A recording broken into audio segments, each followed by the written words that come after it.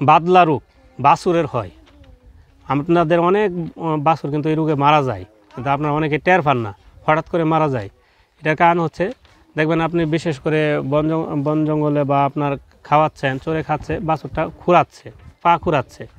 আপনি যদি মনে করেন যে ব্যথা পাইছে মনে হয়, আর কোনো গুরুত্ব দিলেন না, তাহলেই ভুল করলেন। কারণ এই খুঁড়ানো কী কারণে খুঁড়াচ্ছে এবং খাবার খাচ্ছে না, তখন কিন্তু তার আপনার শরীরে হাত দিয়ে দেখতে হবে কোনো জায়গায় ফুলে গেছে কিনা। অনেক সময় বাহির থেকে ফোলাটা বোঝা যায় না, কিন্তু শরীরে যদি আপনি চাপ দেন তো দেখবেন কোনো একটা জায়গায় দললে ব্যথা পায় এবং ফসফস শব্দ করে এবং ওই জায়গাটা আপনার কেটে দিতে হয়। এবং একজন খামার হিসেবে বললেন যে আমি ডাক্তার না দেখাই আমি কেটে দেবো, আমি তো ভয় পাই। কিন্তু কথা হচ্ছে যে এই বাদলা রোগের জীবাণুটা হলে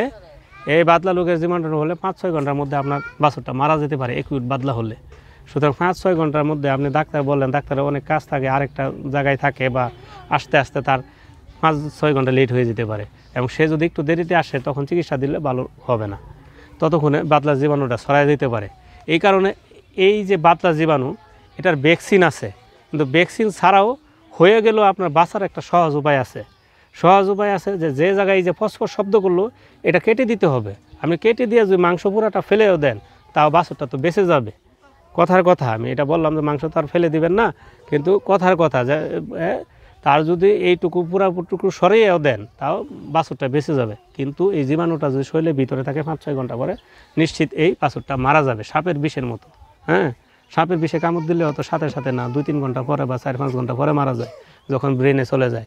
তো এই বাদলা জীবাণুটা আক্রান্ত হওয়ার পরে এক জায়গায় আক্রান্ত করে ওই জায়গার থেকে পরে ধীরে ধীরে সারা শরীরে ছড়াতে থাকে, এক সময় মস্তিষ্কে গিয়ে যখন চলে যায় বিষটা, তখন মারা যায়। তো এই বাদলা জীবাণু যেখানে আক্রান্ত করে সেখানে পুরাটা বিষাক্ত হয়ে যায়।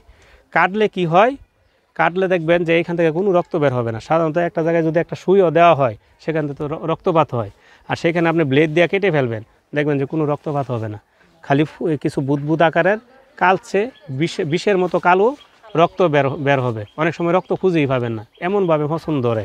হ্যাঁ, এবং ভিতরে বাতাস ফেনাযুক্ত গ্যাস হবে। এবং এটা যখন ওপেন করে দিবেন, এই যে খুলে দিলেন, কেটে দিলেন, বিষটা বের করে দিলেন, বাছুরটার বিষটা মুক্ত হলো না, রিলিফ পেলো, তার ব্যথা কমে গেলো। আপনি কিন্তু হাতেই কিন্তু সেটা করতে পারলেন, ডাক্তারের কাছে যাওয়া লাগলো না।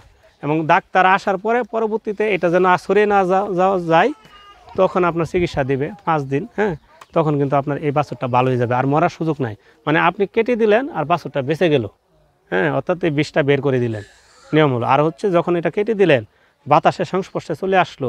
আমি প্রথমেই বলছি যে অনেক রোগ আছে অন্ধকারে বংশবৃদ্ধি করে, কিন্তু বাতাসে বংশবৃদ্ধি করতে পারে না, আলো বাতাসে করতে পারে না। যখন এটা কেটে দিলেন, বাতাসের সংস্পর্শে চলে আসলো, ওই জীবাণুগুলো সব বাতাসের সংস্পর্শে আসার সাথে সাথে মারা গেল।